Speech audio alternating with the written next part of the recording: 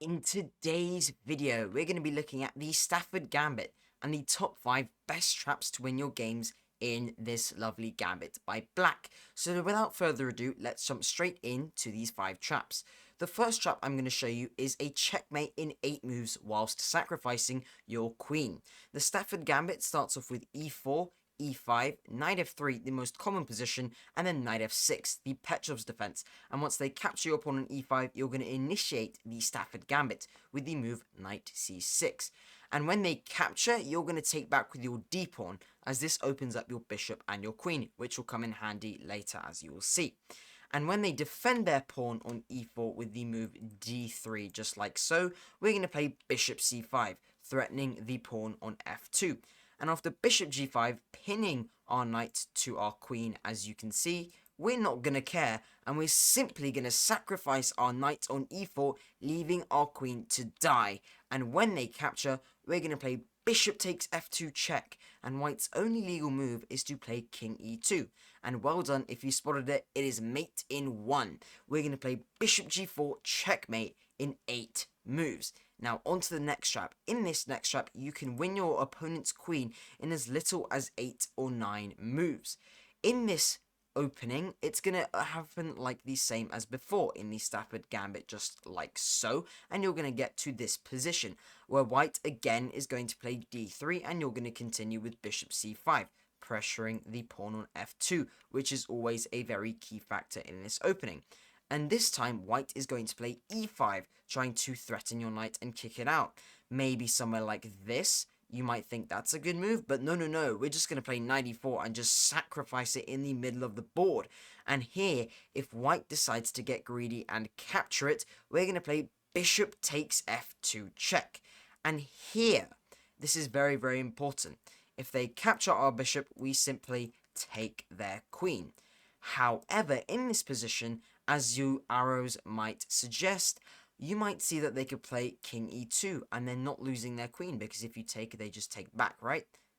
Well, no, because in this position, after king e2, we have bishop g4, and wherever the king moves, we simply take the queen on the next move, a bit like the trap before. A very, very lovely trap, and that has actually been played multiple times on the Lichess database, so I'm sure you guys can get that in your games as well. So now on to the next trap, where we're going to be looking at a rook trap, where you can win a rook in as little as 10 moves.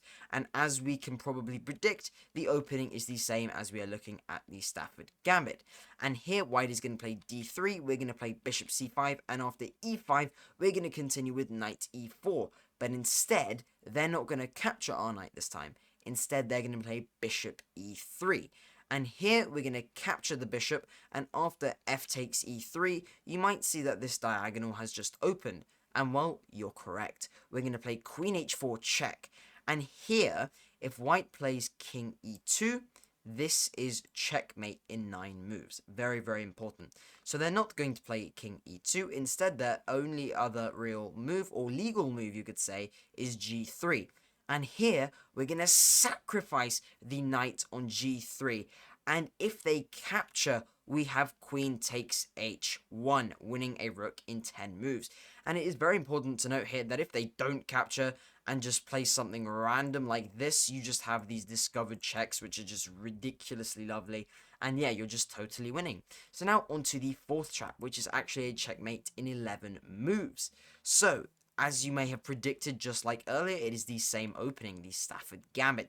And just like so, they're going to capture, we're going to capture back with our d-pawn, obviously opening up our bishop and our queen. And here, they're going to play knight c3 this time, not playing d3.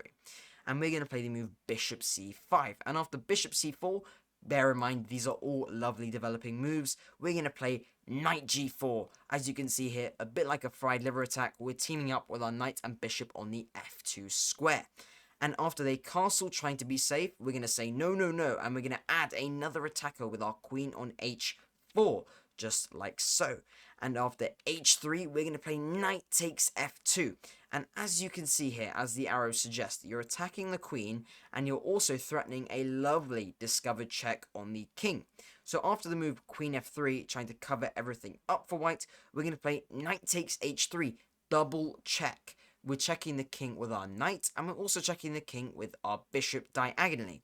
And after king h2, we're going to play knight f2, giving a discovered check with our queen.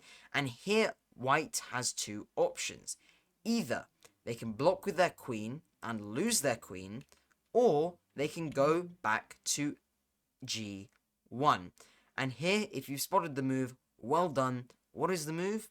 It is queen h1, checkmate in 11 moves. A very, very nice trap, which has actually also been played multiple times, including discovered checks and double attacks and all sorts of threats all over the board. A lovely way in which you can win a game in the Stafford Gambit. Now, on to the last trap, which is a beautiful, one of my favorite checkmates in the Stafford Gambit. And just like before, it is a checkmate in 11 moves. And as you may have predicted, as we've said a lot of times in this video, it starts off with the normal moves in the Stafford Gambit. And now you may be starting to see why this is such a dangerous opening to come into for white, and how we can really destroy white as black in this opening, or gambit you could say. And we're going to take back with our d pawn, and they're going to play knight c3, trying to be all safe, defending their pawn on e4, just like so, just as you should. And we're going to play bishop c5, but instead of playing bishop c4, because white has seen what we can do to them when they play that, just like in the last trap, they're going to play bishop e2, just being nice and safe. But we're going to be aggressive, and we're going to play the move h5. And after the move h3, trying to stop our knight from coming into certain places, we're going to play the lovely move queen d4. And this actually threatens checkmate on the square of f2. And to stop this, white is simply going to castle their king. And we're just going to play the awesome move, well done if you've spotted it by the way, knight g4, and here it is brilliant. We're sacrificing a knight two different ways, and it's just simply amazing. And this is how it works. They're going to capture, taking the bait, and we're going to capture back with our pawn. Now the key thing here is that this file has suddenly opened for our rook, a bit like a fishing pole trap. Link will be in the description. Then here, white is going to play the move d3, trying to be all safe. And we're going to play a lovely sort of in-between move, queen e5. And this threatens checkmate on the h2 square, as the arrow suggests. And here, to try and block everything, white is going to play the move g3, just like so. But little do they know, that hangs mate in 1, because you cannot take this queen back due to the pin on the king. The pawn on f2 is pinned to the king on g1, and the white king cannot even come to the h file because of this rook, which was opened ages ago. An absolutely phenomenal trap to win in 11 moves in the Stafford Gambit. And those are the 5 traps for today's video. Now, if you did enjoy today's video, you can support the stream and the YouTube channel massively by leaving a follow if you guys enjoyed. See you guys in the next video, and I really hope you guys enjoyed today's video and go and win some games with these awesome traps. See you guys in the next video. Bye bye.